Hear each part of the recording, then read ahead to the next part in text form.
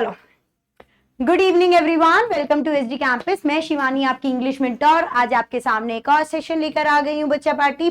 I hope आप सभी बहुत ही ज्यादा एक्साइटेड है आज की क्लास के लिए, क्योंकि आज की क्लास जो रहने वाली है वो हमारी पीवाईक्यूज की क्लास रहने वाली है। पीवाईक्यू, यस जी हाँ, PYQ previous year question paper हम 2023 का आज इस वीडियो में सॉल्व करने वाले हैं। ठीक है, ओके बच्चा पार्टी। और जल्दी से आप लोग आंसर जरूर कीजिएगा कि क्या आंसर्स हो जाएंगे, क्योंकि कई बार क्वेश्चंस री रिपीट करके आ जाते हैं। तो आप लोग ध्यान रखिएगा, री रिपीट के क्वेश्चंस की वजह से आप लोग, इट्स एन हम्बल रिक्वेस्ट, आप लोग अपने आंसर जरूर दीजिएगा ताकि आप लोगों को प्रैक्टिस हो सके। आखिर क्या बुराई अगर एक ही PYQ previous year question solve हमें मिल जाए और क्वेश्चन एक एक क्वेश्चन हम लोग प्रैक्टिस कर सके, क्योंकि ध्यान रखिएगा क्वेश्चंस कई बार एग्जामिनर दोबारा कोई भी ईयर का क्वेश्चन उठा के दोबारा रिपीट करके दे देता है। तो आप लोग एग्जाम देने से पहले आप लोगों को एक एक क्वेश्चन प्रैक्टिस अच्छे से करनी पड़ेगी। ठीक है, तो आज की क्लास जो रहने वाली है वो पीवाईक्यूज की ही क्लास रहने वाली है। प्रीवियस ईयर क्वेश्चन पेपर ही हम लोग सॉल्व करेंगे।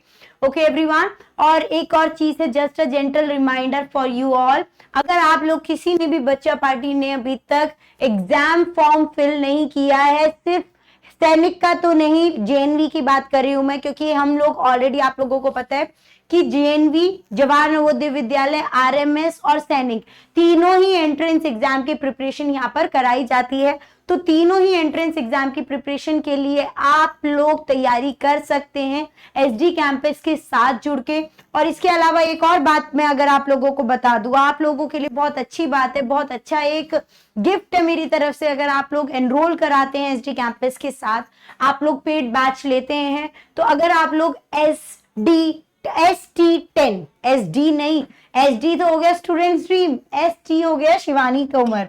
ठीक है, अगर आप लोग ST10 अगर आप लोग ये कूपन कोड यूज करते हैं तो आप लोगों को एक सर्टेन अमाउंट का डिस्काउंट आप लोगों के लिए को प्रोवाइड कर दिया जाएगा, जो भी हम लोगों के ऑलरेडी टारगेटेड बैचेस ज्वाइंड है। ठीक है, इसके अलावा दिए गए नंबर पर आप लोग कॉल भी कर सकते हैं या फिर फॉर्म फिल कर सकते हैं, या फिर अगर वो भी नहीं है तो अपना एक एसडी कैंपस ऐप को प्ले स्टोर से डाउनलोड करो अच्छे से।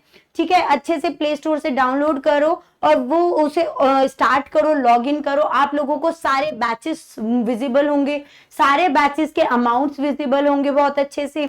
ठीक है, तो आप लोग जल्दी से ज्वाइन कर लीजिए एसडी कैंपस को, क्योंकि एक तो डिस्काउंट और ऊपर से अच्छी अच्छी फैकल्टीज से, कहते नहीं एक्सपर्ट फैकल्टीज से अगर आप लोगों को पढ़ाई करने का मौका मिल जाएगा तो बच्चा पार्टी फिर तो भाई कहते नहीं बल्ले ही बल्ले हैं, राइट। तो ऐसे बल्ले बल्ले वाले अगर मोमेंट्स हम लोगों को मिल रहे हैं तो फिर तो भाई कोई और तो कुछ हो ही नहीं सकता। और इसके अलावा अगर सेशन लगे आप लोगों को मजेदार, मेरी तरह एनर्जेटिक, और आप लोगों को भी, क्योंकि ये क्लास बिल्कुल एनर्जेटिक के साथ आप लोगों को पूरी देखनी है, तो और लगे आप लोगों को बहुत ज्यादा फायदेमंद, तो भाई इस क्लास को जरूर शेयर कीजिएगा अपने friends, families, near and dear ones को, और लाइक जरूर कीजिएगा सेशन को। ठीक है, अब हम लोग क्योंकि स्टार्ट करेंगे क्वेश्चन पेपर सॉल्व करना। ध्यान रखिएगा ये क्वेश्चन जो रहेंगे आप लोगों के वो 2023 के पेपर में आए हैं, लेकिन ऐसा नहीं है कि हम सारे क्वेश्चंस प्रैक्टिस करेंगे, क्योंकि आप लोगों को ऑलरेडी पता है कि ये सिर्फ इंग्लिश के लिए रहने वाली है। ठीक है, इंग्लिश की क्लास रहने वाली है। इंग्लिश का जो पोर्शन आता है 25 क्वेश्चंस का, ठीक है, एग्जाम पॉइंट ऑफ व्यू, अगर मैं सैनिक की बात करती हूँ बच्चों ध्यान रखिएगा, सैनिक स्कूल के लिए, क्योंकि ये सैनिक का है, ठीक है, जवाहर नवोदय विद्यालय का नहीं है। आज हम सिर्फ सैनिक का क्वेश्चन पेपर सॉल्व करेंगे 2023 का। तो आप लोगों के एग्जाम में 25 क्वेश्चंस आते हैं इंग्लिश के, 25 क्वेश्चंस आते हैं इंग्लिश के। अगर जेएनवी की अगर आप लोगों को जानना है तो जेएनवी में 15 क्वेश्चंस आते हैं, यानी कि 3 कॉम्प्रिहेंशन आएंगे आप लोगों के, 3 क्वेश्चंस, वो रीडिंग कॉम्प्रिहेंशन आएंगे, यानी कि एक रीडिंग कॉम्प्रिहेंशन में 5 क्वेश्चंस आप लोगों के रहने वाले हैं। ठीक है, तो इस तरह से आप लोगों का रहने वाला है। लेकिन ये जो क्वेश्चन पेपर है बच्चों, ये ध्यान रखिएगा, ये सिर्फ और सिर्फ सैनिक के लिए रहेगा। ठीक है, सैनिक में जो 2023 में एग्जाम में आया था क्वेश्चन पेपर, आज हम वो उससे सॉल्व करेंगे, ठीक है। और एक और चीज, अगर आप लोगों ने अभी तक ज्वाइन नहीं करा है तो जल्दी से जल्दी क्लास को ज्वाइन कर लीजिए, एसडी कैंपस के साथ जुड़िए, क्योंकि एग्जाम क्वेश्चन पेपर टफ आता है। अभी आप लोगों को पता ही चल जाएगा कि टफ है या इजी है। कई बार ऐसा लगता है कि हमें इजी है, लेकिन अगर कॉन्सेप्ट ही क्लियर नहीं रहेंगे तो वो इजी आप लोगों को हार्ड लगेगा और हार्ड चीज आप लोगों को इजी लगेगी। अगर आप लोगों के कॉन्सेप्ट सारे ही ग्रामर में बिल्कुल परफेक्ट है, क्लियर है, तो फिर तो कोई दिक्कत नहीं है। लेकिन अगर कहीं पर भी आप लोगों को लगता है कि हाँ मुझे ये वाले टॉपिक में थोड़ा डाउट है या परेशानी आ रही है, तो आप लोगों को उसे अच्छे से ज्वाइन करना पड़ेगा, बहुत अच्छे से तैयारी करनी पड़ेगी, और तैयारी के लिए आप लोगों को एसडी कैंपस के साथ जुड़ना पड़ेगा। चलिए, सबसे पहला क्वेश्चन जो 2023 में सबसे पहला क्वेश्चन जो आया था, adverb, identify the adverbs. Adverb जो होते हैं बच्चों, वो आपके एडवर्ब जो होते हैं वो आपके डिस्क्राइब करते हैं वर्ब्स को और एडजेक्टिव्स को। किसको? वर्ब्स एंड एडजेक्टिव्स दोनों को ही डिस्क्राइब करते हैं एडवर्ब्स, ठीक है। तो यहाँ पर she reads the answer twice, she reads the answer twice, तो यहाँ पे she reads the answer twice में आप लोगों का क्या हो जाएगा? आंसर, रीड या फिर she या फिर twice। तो आप लोगों को क्या बताना है? क्वालिटी बतानी है, ठीक है। डिस्क्राइब, वर्ब को जो डिस्क्राइब करे। अब यहाँ पर वर्ब क्या है आपका? रीड। रीड क्या है? ये मेरा वर्ब है। तो और she क्या है? यहाँ पे मेरा प्रोनाउन है। आंसर क्या हो गया मेरा? एनीथिंग लाइक एडजेक्टिव भी कह सकते हैं आप, नाउन्स भी कह सकते हैं, ठीक है। तो यहाँ पे ये किसी को डिस्क्राइब कर रहा है? ट्वाइस। तो इसका एडवर्ब क्या हो जाएगा बच्चा पार्टी? ट्वाइस हो जाएगा, ठीक है। चलिए next question, choose the option that is opposite of brave. Brave का मतलब होता है बहादुर, तो यहाँ पर ब्रेव का ऑपोजिट क्या हो जाएगा? उल्टा क्या हो जाएगा? मुझे आप लोग बताएंगे। कावर्ड, क्लेवर, करेजियस या फिर शेमफुल। ब्रेव का क्या हो जाएगा? आप लोग मुझे जल्दी से बताएंगे। क्लेवर होता है चालाक, करेजियस होता है बहादुर, ठीक है, जो बहुत जल्दी से कोई भी कह सकते हैं आप, कोई भी स्टेप्स लेने में झिझकता नहीं है, राइट। और शेमफुल होता है शर्मनाक। तो ब्रेव का तो शेमफुल तो नहीं होगा, कावर्ड होगा। क्या होगा? कावर्ड। कावर्ड जो होता है वो होता है भाई आप लोगों का डरपोक, ठीक है। इसका मतलब होता है डरपोक, ठीक है। आई होप आप लोगों को क्लियर है। क्लेवर का होता है चालाक, कहते नहीं he is a very clever person, he is a very चालाक पर्सन, चालाक ब्रो, राइट। इस तरह से जब आप सुनते हैं। Now tell me the underline, what is the nearest in the meaning, choose the word nearest in the meaning to the underlined word. She requested him to drop her home. तो requested का similar meaning, यानी कि आपको synonym बताना है। वो पहले वाला जो था ऑपोजिट, वो उसको हम एंटोनिम भी कहते हैं, और यहाँ पर आप लोगों को सिमिलर बताना है। तो इसका सिनोनिम क्या होगा? ऑर्डर का होता है, किसी को आप ऑर्डर दे रहे हैं कि तुम ये काम करके आओ, या फिर give me a glass of water, ठीक है। तो ऑर्डर देते। इंस्ट्रक्टेड होते हैं जब आप किसी को सजेशन देते हो या इंस्ट्रक्ट करते हो, जैसे कि do please do this question like this, ठीक है, इस तरह से। फोर्स होता है, किसी को जबरदस्ती करते हैं कि go and stand there, you have to go and stand there for sure, whether you have there is your wish और not, you have to go, force कर रहे हैं, ठीक है। तो आस्क पोलाइटली होता है रिक्वेस्ट, ठीक है। पोलाइटली का मतलब बहुत सॉफ्टली आप जब किसी से बोलते हैं, ठीक है। चलिए आगे बढ़े, let's move further. Choose the correct word, the baby was dash in the room, ठीक है। आपको इसमें वर्ब बताना है और सही वर्ब बताना है आप लोगों को, ठीक है। Choose the word according to this.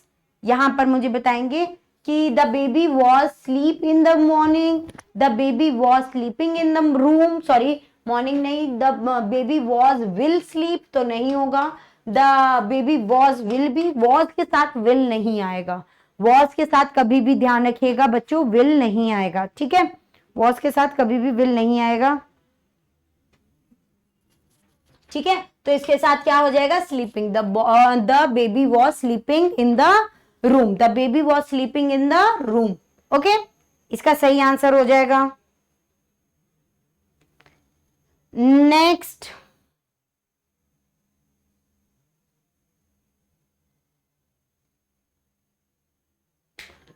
Choose the correct option to complete the idiom. Idiom जो होता है बच्चों, वो आपका ध्यान रखना, ईडियम जो होता है वो हमेशा आपका क्या होता है बच्चों, एक तरीके का मुहावरे। फॉर एग्जाम्पल जैसे ये कहते हैं ना, it's raining cats and dogs, इसका मतलब ये नहीं होता कि कैट्स एंड डॉग्स की बारिश हो रही है, ना ना ना ना, ये नहीं होता। इसका मतलब होता है it is raining very happily.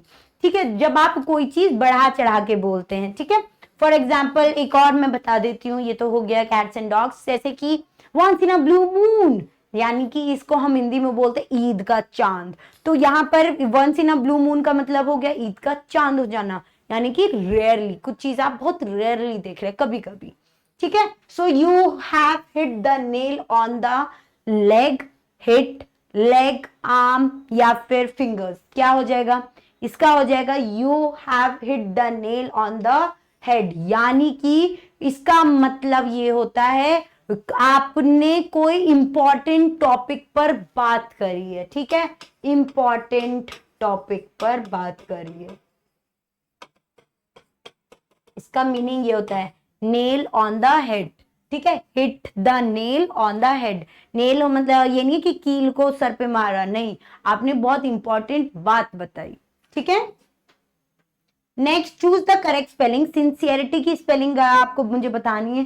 Sincerity की कौन सी हो जाएगी, SIN। देखी जाए तो अगर आप लोग फर्स्ट और फोर्थ में ये देखे, सिंसियरिटी की ये गलत है, ये भी गलत है, SE नहीं आता, ये दोनों सेम है। आप कोई भी वर्ड बता सकते हैं, 1 या फिर 4, आप कोई सा भी बता सकते हैं।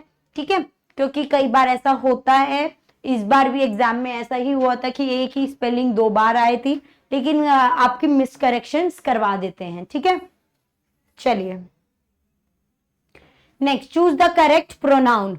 यहां पर आप लोगों को मुझे बताना है कि करेक्ट प्रोनाउन कौन सा हो जाएगा।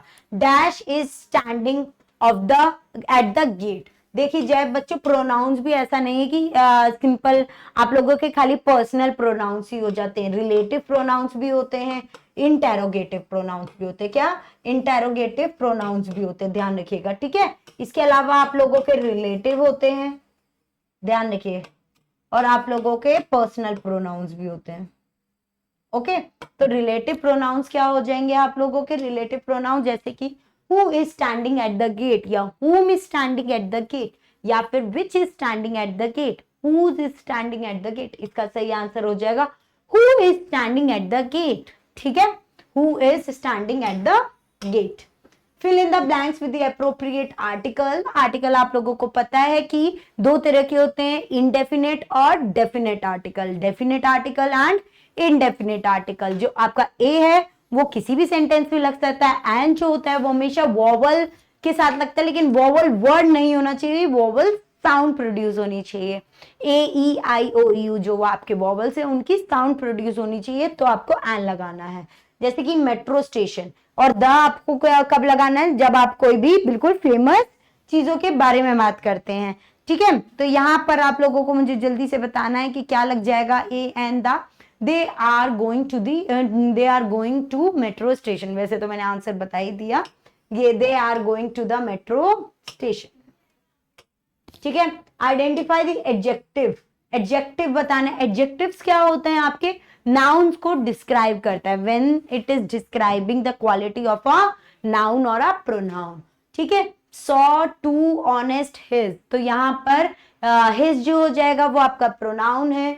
ठीक है, टू तो आपका हेल्पिंग वर्ब है, सॉ हो गया आपका वर्ब, और इसमें ऑनेस्ट जो हो जाएगा वो मेरा एडजेक्टिव हो जाएगा। क्या हो जाएगा बच्चों, मेरा एडजेक्टिव हो जाना है।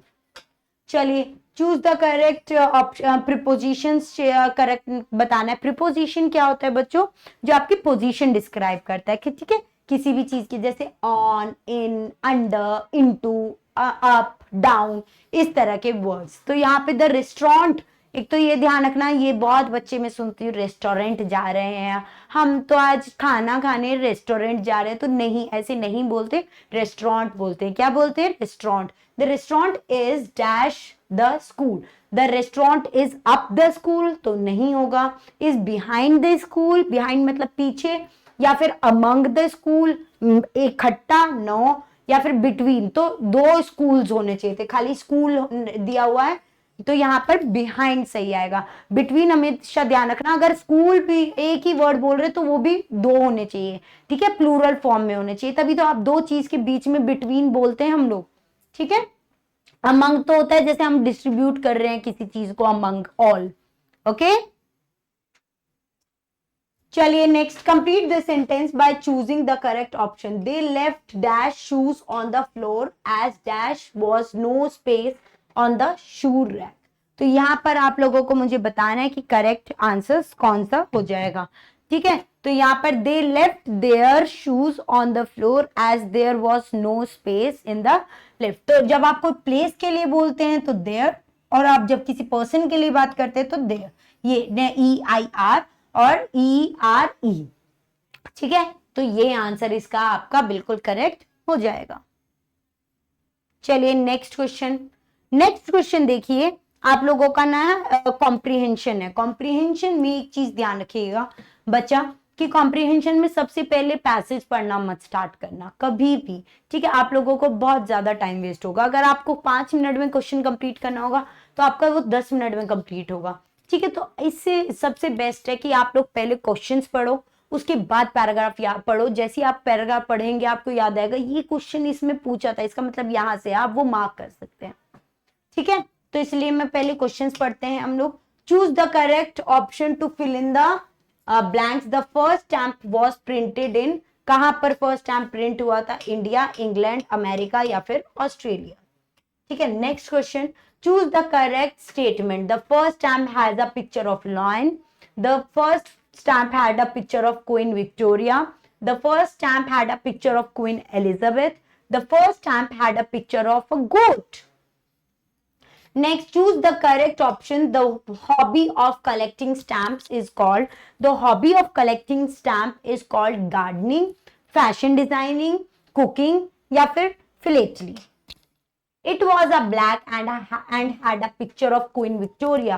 Identify the part of speech. यहाँ पे part of speech बतानी है कि whether it is a noun or a pronoun or an adjective or a verb. आप लोगों को पता है ना, noun क्या होता है? Name of a person, place, animal and thing. Pronoun क्या होता है? Instead of noun we use he, she, it, they. Right? Adjectives क्या होता है? जो आपके वर्ब्स की, आपके वर्ब्स की नहीं, नाउन्स की, प्रोनाउंस की आपकी क्वालिटी को डिस्क्राइब करता है, जैसे कि गुड, क्लेवर, ठीक है, या फिर ब्यूटीफुल। इस तरह के वर्ब्स क्या होते हैं? आपके एक्शंस को डिस्क्राइब करते हैं, जैसे कि कुकिंग, ईटिंग, इस तरह से। तो यहाँ पर जो आप लोगों का आइडेंटिफाई द पिक्चर, इसमें ब्लैक जो वर्ड है वो मेरा क्या है, ठीक है। Next, choose the word opposite to this send. Send का ऑपोजिट बताना है आपको। सेंड मतलब किसी को भेजना, तो उसका उल्टा बताना है आपको, ठीक है। यहां पर ये हो गए 5 क्वेश्चंस आए हैं। अब हम लोग फटाफट से ये पैराग्राफ पढ़ लेते हैं, ठीक है। पैराग्राफ पढ़ लेते हैं बच्चों फटाफट से। If you want to send a letter by post today, have to paste a stamp on the envelope। तो देखिए जाए, हमें पहले एनवेलप पर स्टैंप लगानी होती थी, ठीक है। आज भी है, अगर आप लोग किसी को कोरियर भेज रहे हैं तो वो एक स्टैंप लगाते हैं, ठीक है। But long ago there was no stamp. But पहले, आज से कई हिस्ट्रीज की बात करूं मैं, तो वहां पे स्टैंप्स वगैरह नहीं यूज की जाती थी। People who wanted to send letter would fold it and stick it with the wax. तो पहले क्या होता था, वैक्स वगैरह से स्टिक कर देते थे। Then the post office would send the letter and the person who got it would have to pay for receiving the letter. तो उन्हें वो पे करना पड़ता था रिसीव करने के लिए लेटर को, ठीक है। The first stamp was printed in England. कहां पर? ये देखिए फर्स्ट क्वेश्चन का आंसर आ गया हमारा, कहां पर हुआ था? इंग्लैंड में। It was a black and had a picture of queen Victoria. किसकी थी भाई? क्वीन विक्टोरिया की, ना कि क्वीन एलिजाबेथ, लायन वगैरह, उनकी नहीं थी। It cost 1 penny। 1 penny यानी कि ब्रिटिश में 1 पैसे को 1 penny बोलते हैं। ब्रिटिश में, ब्रिटेन में आपको 1 penny को आप 1 पैसे के कंपैरिजन में होता है, ठीक है। That it was called the Penney black. उसे पेनी ब्लैक, क्योंकि वो that is of colour of black colour, ठीक है। तो ब्लैक कलर क्या हो गया मेरा? एडजेक्टिव हो जाता है किसी की क्वालिटी को जब आप डिस्क्राइब करते हैं।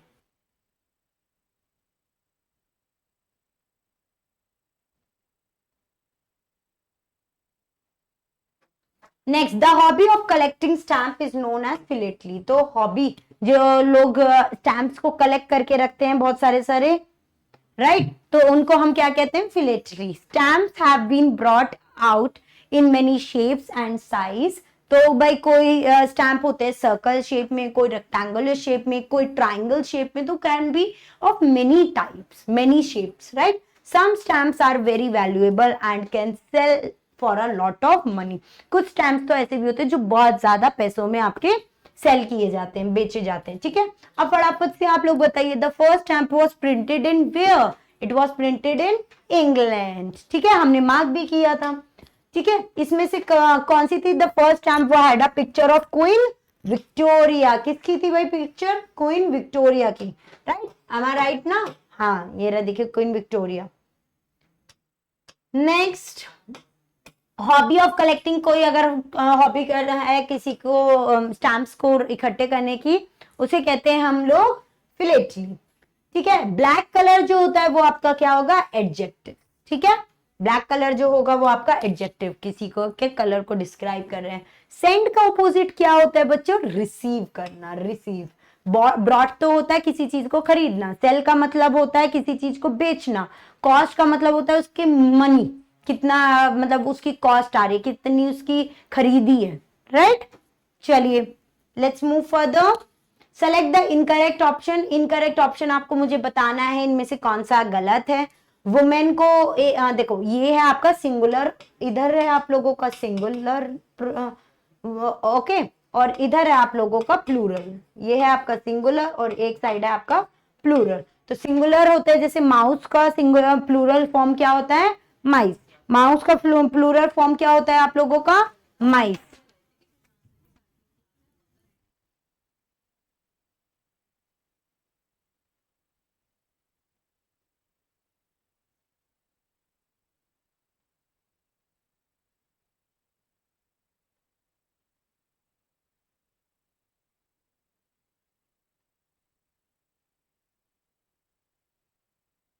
Yes, yes everyone. तो माउस अगर singular plural form of mouse is mice, yes. Child का चिल्ड्रन, शीप का शीप्स, नो, शीप का शीप ही रहता है, ठीक है। वुमेन का वुमेन, बिल्कुल सही। तो शीप इसका इनकरेक्ट ऑप्शन है, ठीक है। इसका इनकरेक्ट ऑप्शन मतलब कि गलत ऑप्शन क्या हो जाएगा? शीप का शीप। चलिए आगे बढ़ते हैं हम लोग। Question tag. अब आप ये कहेंगे क्वेश्चन टैग क्या होता है? Identify the question tag. ध्यान रखिएगा क्वेश्चन टैग हमेशा क्या होता है?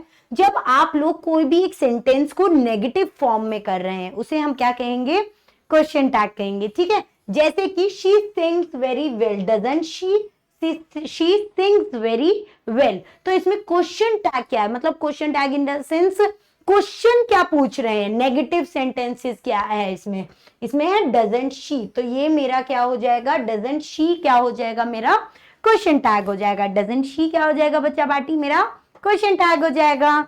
चलिए आगे बढ़ते हैं हम लोग। जेंडर, यहाँ पे जेंडर कौन सा नहीं है, ठीक है। Masculine is a gender, yes it is for male.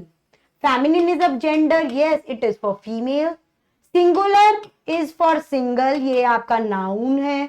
Neuter means आपका mixed up, right, mixed, both. तो ये सिंगुलर जो हो जाएगा वो आपका काउंटेबल है, जिसे आप सिंगुलर जो हो जाएगा वो आपका जेंडर नहीं होगा।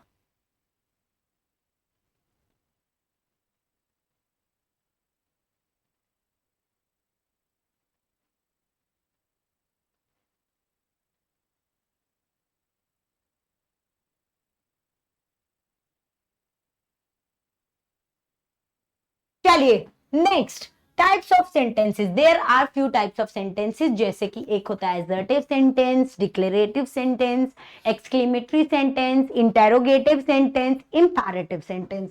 अब ये ध्यान रखना, ये सेंटेंस आपको बताना है कि ये कौन सा सेंटेंस है, लेकिन मैं आपको पहले चारों की बता देती हूँ। एक्सक्लेमेटरी सेंटेंस जो होता है वो आपकी फीलिंग्स को डिस्क्राइब करता है। दूसरी चीज, एक और चीज है, इसमें एक्सक्लेमेटरी साइन होना चाहिए। क्या है ये? तो नहीं है, तो ये भी नहीं होने वाला। इंटेरोगेटिव का मतलब होता है किसी की इंट्रो लेना, इंट्रो मतलब क्वेश्चंस पूछना। तो यहाँ पर आप लोगों का इसमें क्वेश्चन मार्क होना चाहिए था, है नहीं है।